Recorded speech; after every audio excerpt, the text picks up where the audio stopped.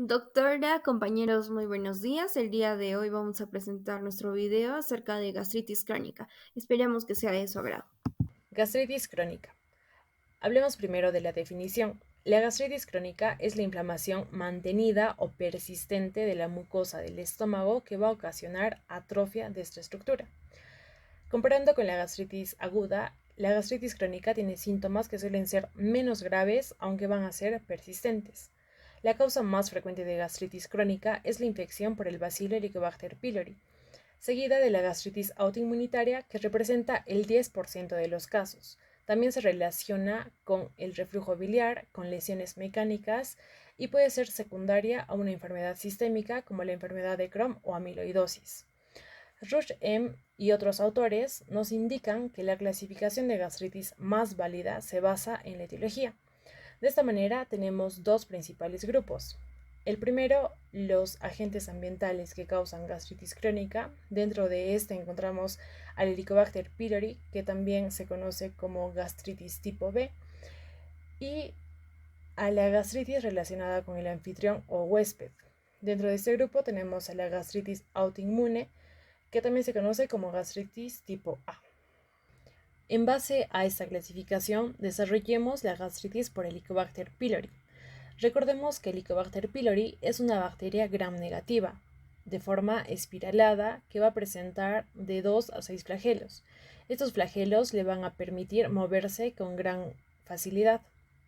Es también considerada una bacteria exigente porque va a requerir de medios suplementados para su crecimiento. Entonces, acá nos hacemos la pregunta: ¿cómo el Helicobacter pylori puede desarrollarse y vivir en el estómago si éste se caracteriza por tener un pH menor a 4? La respuesta es que el Helicobacter pylori va a presentar factores de patogenicidad que le van a permitir adaptarse a este medio.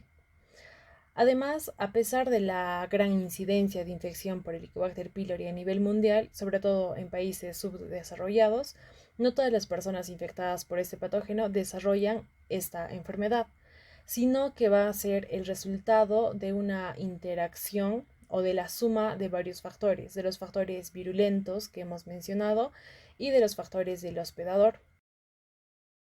Dentro de la patogenia de la gastritis por Helicobacter pylori, tenemos que hablar de cada uno de estos factores de virulencia. Primero, los flagelos. Como hemos mencionado, los flagelos le otorgan gran movilidad a estas bacterias y las ayudan a contrarrestar el peristaltismo hasta penetrar y alcanzar la superficie epitelial y de esta forma escapar del ácido que las rodea. Segundo, tenemos la producción de la enzima ureasa.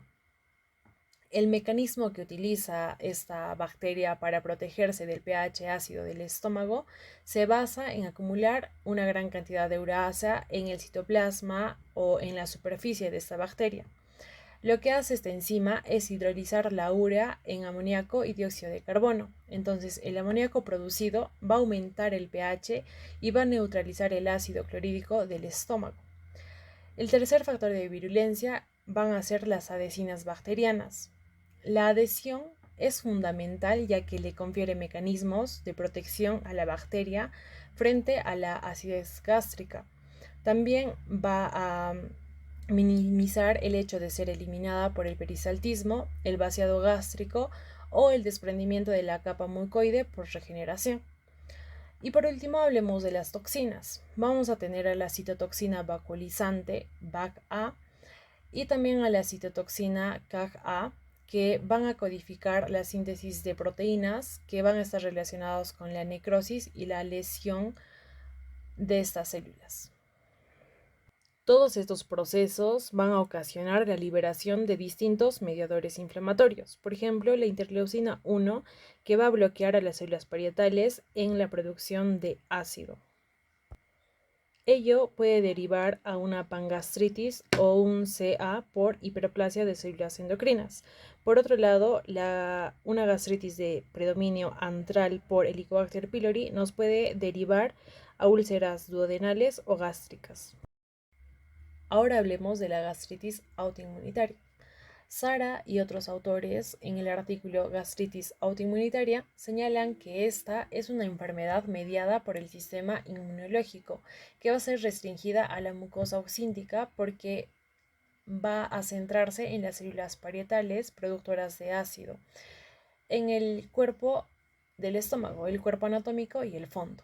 También se caracteriza por la presencia de epitelio metaplásico e hiperplasia de células similares a enterocromáfines. Va a ser responsable del menos del 10% de la gastritis crónica y las células parietales, específicamente la bomba ATPasa hidrógeno-potasio gástrica, van a ser el objetivo principal de las células T en esta gastritis autoinmune. Hablando específicamente de la patogenia de la gastritis autoinmunitaria, tenemos como protagonistas a los linfocitos B, que nos van a producir anticuerpos contra células parietales, anticuerpos contra el factor intrínseco de Castlé y anticuerpos contra receptores de gastrina. Todo ello nos lleva a la destrucción o atrofia de células parietales principalmente. Recordemos que las células parietales son aquellas que nos van a producir el ácido clorhídrico y el factor intrínseco de Castlé. Entonces, primero, si no tenemos células parietales, no tenemos quien nos produzca el ácido clorhídrico. Ello nos conduce a una hipo o aclorhidria, con un consecuente aumento del pH. Segundo, si no tenemos el factor intrínseco de Castlé, va a haber mala absorción de vitamina B12. Ello nos conduce a la anemia perniciosa. Por otro lado, también tenemos el aumento en el estímulo de las células antrales G para que produzcan gastrina. Ello por la deficiencia en la producción de ácido clorhídrico y el aumento del pH. Esto nos conduce a la proliferación, hiperplasia o displasia de este tejido. Y también, como hemos mencionado, nos puede conducir a la hiperplasia de células enterocromáfines, que nos indica un estado de hipergastrinemia y aumenta paralelamente el grado de atrofia. Ello solo ocurre con atrofia glandular corporal profunda y difusa.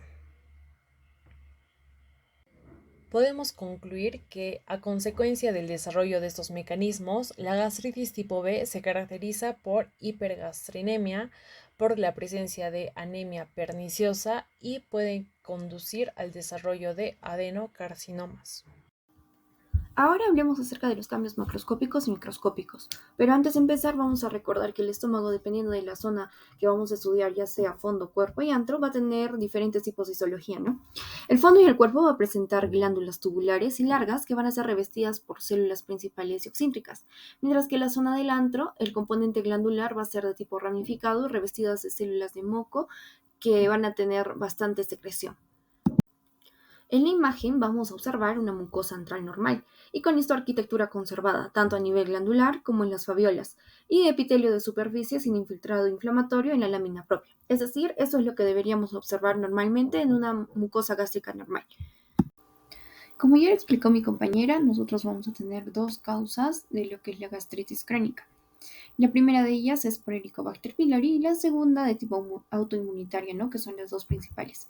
Entonces vamos a empezar por la de Helicobacter pylori, donde macroscópicamente vamos a ver cómo se ve en la imagen de una endoscopía. La mucosa se ve infectada de aspecto eritematoso y de aspecto irregular, mientras que microscópicamente el Helicobacter pylori se va a encontrar albergado en la zona del antro, exactamente en el moco y en el centro glandular.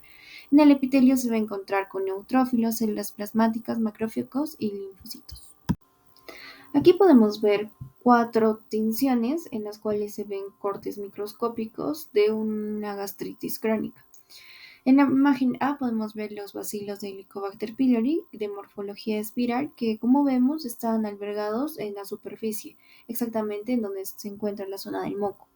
En la imagen B podemos ver neutrófilos en el interior del epitelio y de la lámina propia. En la imagen C podemos ver centros germinales y abundantes plasmáticos subepiteliales de la lámina propia superficial, que son característicos en la gastritis por Helicobacter pylori. Y en la imagen D vamos a ver una metaplasia de tipo intestinal, donde se van a ver células caliciformes que van a estar mezcladas con el epitelio alveolar gástrico, que va a ser un factor de riesgo para el desarrollo del adenocarcinoma gástrico. Bien, acá podemos comparar lo que son una mucosa normal del estómago, que está en el área de la izquierda, y dos mucosas que ya van a estar con gastritis crónica, ¿no? En imagen A vamos a ver una gastritis crónica no atrófica, donde vamos a ver las glándulas conservadas, pero vamos a ver infiltrado inflamatorio en el área superficial, mientras que en la imagen B vamos a ver una gastritis crónica atrófica leve, con pérdida de algunas glándulas y presencia de inflamación crónica en el espesor de la lámina propia. Continuando con los cambios macroscópicos y microscópicos, vamos a tener el segundo caso, que es el caso de la gastritis autoinmunitaria. En la imagen de la izquierda vamos a observar un agregado linfoide con un acúmulo denso de linfocitos que va a estar ubicado entre lo que son las células, las glándulas centrales, y van a estar reemplazándolas focalmente, mientras que vamos a observar un tejido de tipo eosinófilo que está señalado por la flecha en el centro agregado. Esa va a ser una coloración de hematocilina y eosina. En la imagen de la derecha vamos a observar la presencia de lo que son linfocitos T CD8 en la gastritis profunda, observando de color rojo lo que son las glándulas centrales parcialmente destruidas y cercano a ello lo que son los linfocitos CD8 agresores. En los cambios macroscópicos, acá vamos a observar una endoscopía digestiva alta de un paciente con gastritis autoinmune. Usando la cromoendoscopía vamos a poder visualizar signos de atrofia corporal, viendo un patrón mucoso ausente y estructuras vellosas ausentes, en un patrón vascular con una red capilar subepitelial irregular y vénulas colectoras presentes de tipo desordenadas. Hablemos ahora de las complicaciones de la gastritis crónica. La primera de ellas va a ser la enfermedad ulcerosa péptica, que va a ser una úlcera mucosa crónica que va a afectar al duodeno o al estómago. Sin embargo, la variante más frecuente se va a dar en el antro gástrico o el duodeno asociado a la infección del Helicobacter pylori. Sin embargo, van a existir otros factores de riesgo como son el uso de AINES, el tabaquismo, el alcohol, la dieta y factores psicológicos que van a aumentar la secreción ácida del estómago. Casi todas las úlceras pépticas se van a asociar a lo que es el Helicobacter pylori. Sin embargo, los AINES es interesante estudiarlo ya que junto con los corticosteroides van a bloquear los efectos citoprotectores normales y las prostaglandinas, lo que va a generar que el estómago reduzca su capacidad de cicatrización y también así se baje el flujo de sangre de la mucosa, lo que va a generar la enfermedad ulcerosa péptica. Morfológicamente, recordemos que las úlceras dentro de la enfermedad ulcerosa péptica generalmente son de tipo solitarias. Macroscópicamente vamos a ver que la úlcera se va a encontrar bien delimitada con bordes mucosos elevados y base ulcerosa limpia y lisa como podemos ver en la imagen de la izquierda. Mientras que en la imagen de la derecha podemos ver un corte microscópico donde vamos a encontrar restos fibrinoides con inflamación subyacente que va a conformar lo que es el tejido de granulación produciendo cicatrices profundas. Asimismo, esta es una histología de una úlcera gástrica benigna crónica, donde vemos que el tejido fibroso ya ha reemplazado la capa muscular de la pared del estómago y también vemos que persisten aún los restos musculares en ambos bordes de la imagen. Aquí podemos observar nuestras referencias, que son principalmente tres. Utilizamos nosotros dos artículos y el libro de patología de Robbins, de patología estructural y funcional.